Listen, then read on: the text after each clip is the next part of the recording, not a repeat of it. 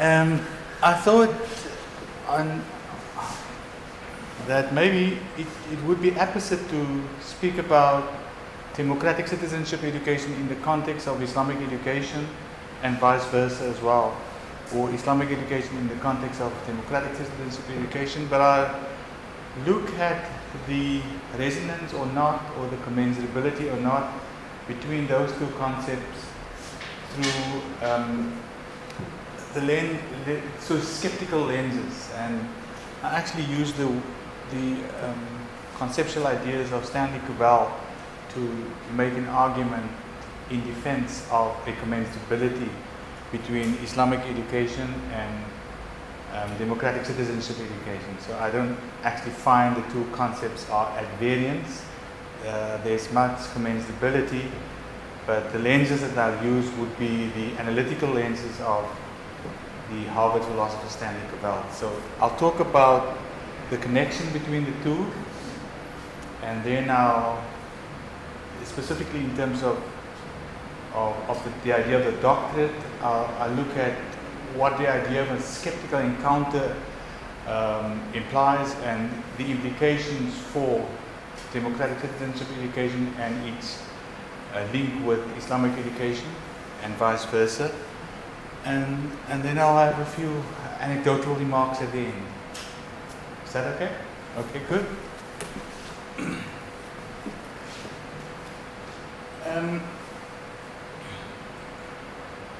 Oh, that's Stellenbosch University. You said I can't see you now. Oh, okay. Sorry.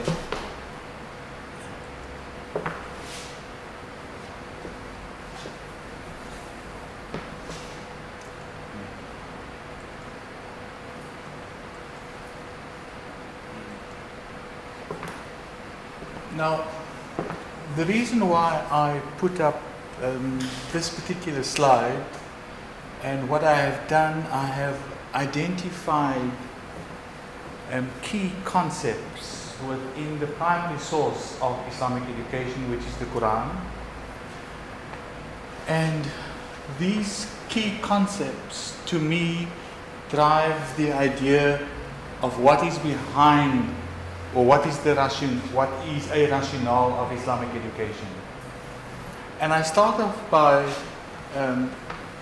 drawing on this particular chapter of the Quran, which is the chapter of the bee. And central to that particular verse is the idea of justice, of adl. And the rationale for Islamic education can therefore not be other than achieving justice. And justice is, by implication, drawing on the instructional device of a primary source, a universal concept. And that's where my move to link any kind of Islamic education practice to just action comes from. In fact, this particular verse is also invoked every week during every Friday congregational prayer, where an appellation is made to the achievement of justice in whatever practices you embark on.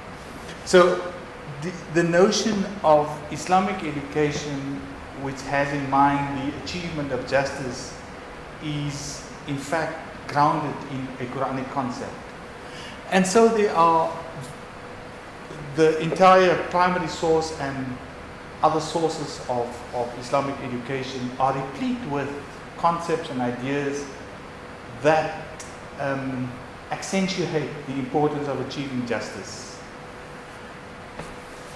When these three verses that I actually draw upon, I do it specifically because not only is the achievement of justice important, but there are also other practices which are concomitantly related to the idea of justice.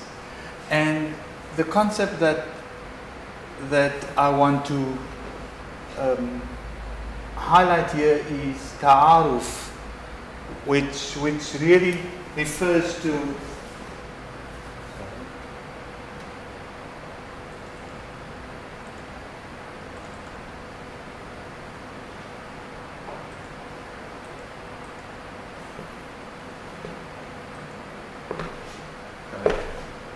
Was that my fault? Okay. Which is really this concept, ta'aruf, which talks about recognizing difference, recognizing the other. So my argument actually is that if justice is for all, then the recognition of the other is also pertinent in the achievement of justice, irrespective of who you are, irrespective of where you come from. The recognition of the other is considered to be an important concept which is highlighted in the primary source of Islamic education. So I'll speak about that later on. And then the other concept, which I actually derived from this particular expression, and I specifically draw on this chapter of the Quran, because this particular sentence in the Quran is one of two occasions where this concept is actually mentioned by name, Shura. And the chapter's name is also chapter 42, which is Shura, which actually means deliberation.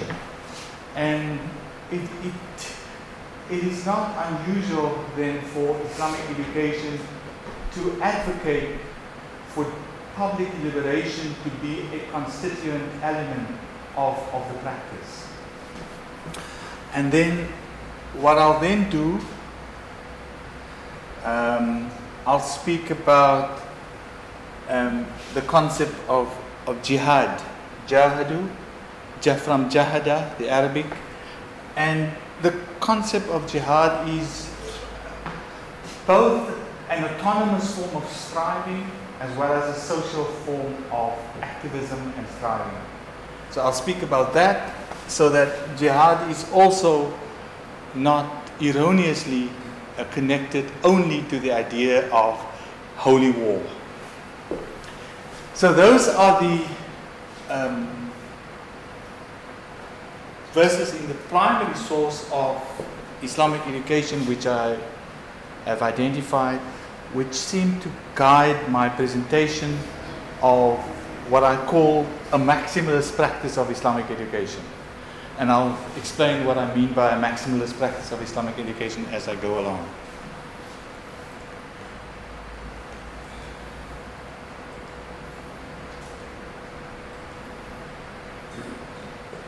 So this is what to me drives a maximalist practice. Now what would then be a minimalist practice? I don't have that particular slide here, but what I am actually arguing for, if one looks at Islamic education, you cannot just assume a definitive, exclusive understanding of particular concepts. Meaning that even, this is jahada, and that's where ijtihad comes from, autonomous action, intellectual exertion, application of mind. These concepts have different understandings depending on the theoretical framework that you want to use. And my argument is that they have minimalist understandings and they have maximalist understandings. And obviously, as you can see, I am biased towards a maximalist view, but I'm not discounting the minimalist understanding. Now let me explain. If one has to use a continuum, this particular heuristic, and say that on that end of the continuum you have a thin or a minimalist view of a concept, and then on that end you have a maximalist view of the concept, it actually suggests that the continuum cannot just be considered as the polarization of concepts, but concepts or aspects of the concepts rather exist on the